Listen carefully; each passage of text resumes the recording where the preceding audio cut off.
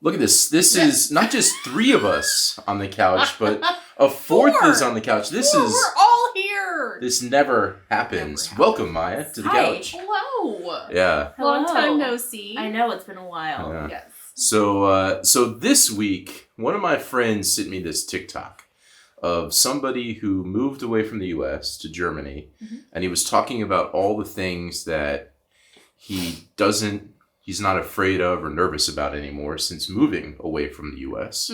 And she said, this might be a good topic, and I think it is a good topic. Yeah. So we're going to talk about things that we were nervous or concerned about when we lived in America, and things we're nervous and concerned about since we moved to Denmark.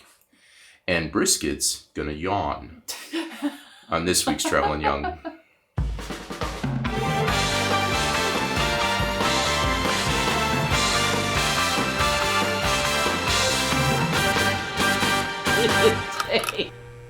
So Maya's got a bit of a cold here, but we thank her for joining us anyway. Yes. I asked her if she'd be kind enough because I thought this would be a topic that all of us could join. So let's have maybe you start. Me? Okay. Why don't you start with something that you were concerned about or fearful of when you lived in the U.S. And by the way, we're going to be a little honest and open here. Yeah. And go for it. TW, I guess, for serious subjects. Yes. But I would say, we moved in 2018. There was a lot going on in the U.S. at the time. And still is. Well, yeah, but I feel like for me, my biggest fear at the time was that something was going to happen at my school. I just remember hearing so much stuff on the news, and there was a lot going on at that specific year. And I just remember being really, scared that, one day it was going to be me or something. I don't. You wouldn't probably remember this because you were so small, but you probably remember that I spent 2 months in Paris. Yeah. But during that is when the Sandy Hook stuff happened. And I remember, being gone and seeing that and, wishing I was at home just to give you a hug. Because, I don't know, you see that stuff and it's just, normal schools. You never know. Yeah. It's very unlikely. Yeah. But you never know it when could happen. It could. Yeah. And, the reality is that it could. And you never know if it could be you. And that was the scariest thing for me, was that I just never knew what was going to happen. Yeah. And I should preface by saying these things are things that we're no longer scared or nervous about. No, I'm not scared. I'm not scared about that in Denmark. I mean, I'm, of course, always worried for my friends back home. I didn't get to go to high school when I was there, but, there was a few, warnings and stuff at the high school while I was over here. So I always, am worried about my friends back home. But here, I'm not worried about anything like that. All right, Miranda. I had to think about this one, but honestly, the one that I was constantly worried about was somebody finding out that you were at home alone after school, because Illinois had this. They just found out. Yeah, they did. Yeah. Sorry. Illinois had this really vague law that said children under the age of 14 could not be left for any amount of time without regard for their health, and. It said really more than that, but it's kind of the gist of what it was. And Who knows what that means? And Maya was within walking distance of her school, but she had aged out of after-school programs. So there was a three-year time span where she was too old to go to after school, but she wasn't old enough to be left home alone.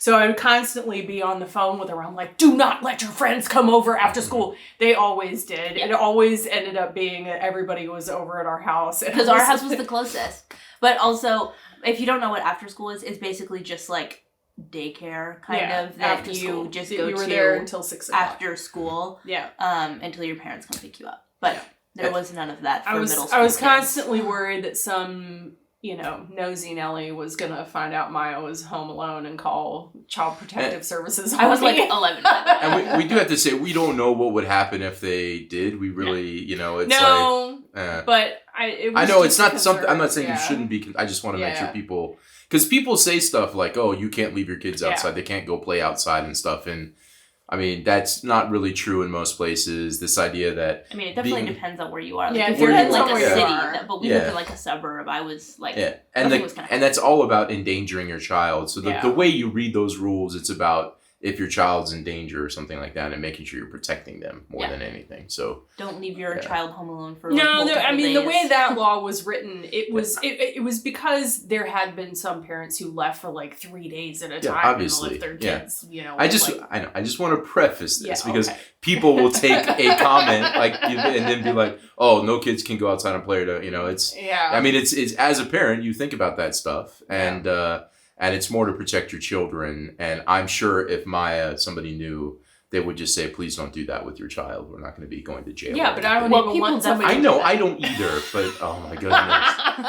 I don't want you to feed the because I mean, so now we're getting into this for a minute. Oh, no. Just the other day, because we talked about it in that one video about things that they think is weird, and somebody said, well, I think it's weird your kids can't play outside.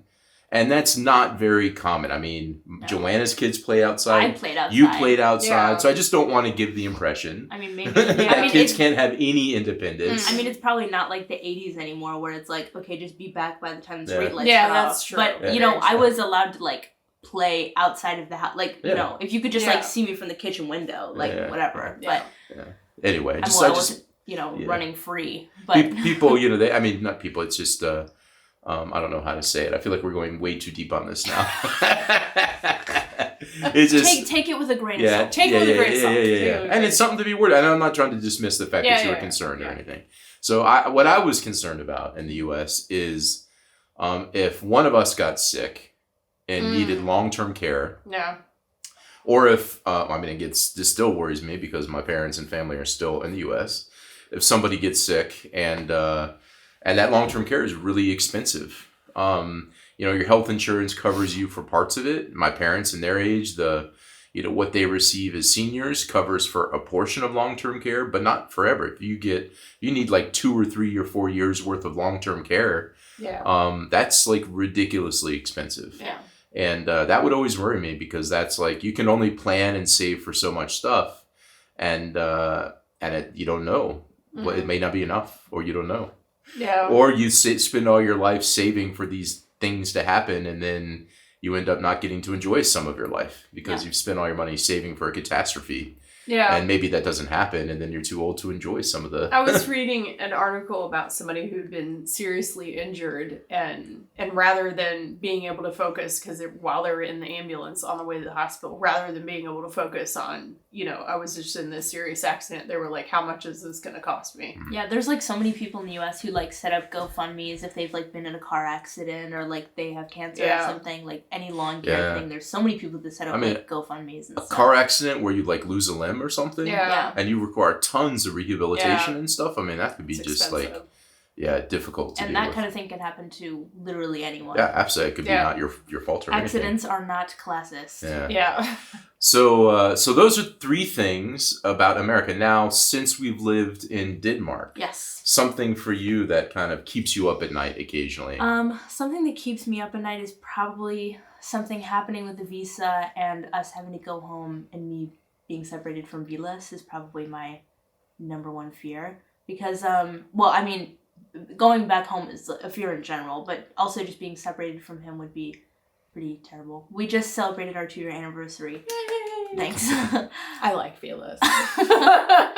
And just the idea of being, like, forcibly broken up. Yeah. Because even if we didn't want to, just is, like, a horrible thought. Mm. And I would never want that to happen. Mm. So I'm trying to research very deeply to make sure that never happens. Okay. Yeah. I mean, that's... it does give you appreciation, though, too, for people that were forcibly, like my grandfather, forcibly sent to, World War II, for example, and, and was separated for many years, Yeah. I mean, the challenge is, he would obviously, assuming he survived, he'd come home at some point. But this is like, it'd be so open-ended, you wouldn't really know when and how. Yeah, and it's like, long distance to that extent is like extremely hard, especially when you're, 19 years old. Yeah. And so, like, just the idea that we would be broken up without our choice, just being like, oh, you're in love, too bad, see you later. No, is just, that worries me, definitely. Miranda? I mean, to be honest, mine is kind of the same as yours. Not necessarily the broken up. Well, she likes give up Vilas. Okay. No, but more it's your ability to stay. Yeah. I mean, no offense to Vilas, but regardless of Vilas. Just don't leave them outside. Yeah. No. Don't leave them unattended. Yeah. Your ability to stay. Yeah. And finding a way for you to stay that, you know, on your own and being able to be here and be successful, that's kind of what keeps me up at night. It makes me worry. I mean, the other side of that for Josh and I is, you know, can we, will we be okay in retirement? Because it's just kind of like, it's a different system and stuff. And we haven't really completely looked into how that works. You know, like, what do we do when we're old, you know? And like, so those are the kinds of things that I kind of think about. But mostly it is just Maya's ability to be able to stay here on her own. Yeah. Let's just hope when that happens, the U.S. dollar is like it is right now. Because, when we retire. well, I mean, like, you know, transferring money from the U.S. right now to Denmark, you'd get a few more krona versus just like 2 years ago. I mean, this doesn't keep me up at night, but I'll just mention like the retirement and being here. We still have retirement money in the U.S. and I've thought to myself like how to plan it out so that it's at the most advantageous time to move money around, because literally a couple years ago it would have been, you know, a significant difference in the currency conversion. So, but that doesn't keep me up at night. There's a theme here, which is it's not necessarily you specifically, it's our visas, but that's what you depend on at the moment. So it's all of us, and being in a situation that, since we're guests and how the laws and rules work aren't completely in our control. It does, although the longer we're here, it doesn't worry me as much as it did. When we first moved here, I didn't understand how it worked, but now that I've changed jobs, I'm like, well, that's possible. And it's really not, you know, wasn't too difficult for somebody to be willing to take my visa and stuff. So that doesn't worry me like it did before, but it still does, because we don't really have a place to go to back home. We want to stay here. We want to retire here, and you know, the things that we can't control about that. No. I mean, at least now we do have the backup. Before, I was not able to get my own visa, but now I would be able to get my own visa. So if anything happened to you, we could presumably switch to me. And there's also like this thing called the job seeking visa. So if worse comes to work, there's a plan B and C. Yeah, there's plans.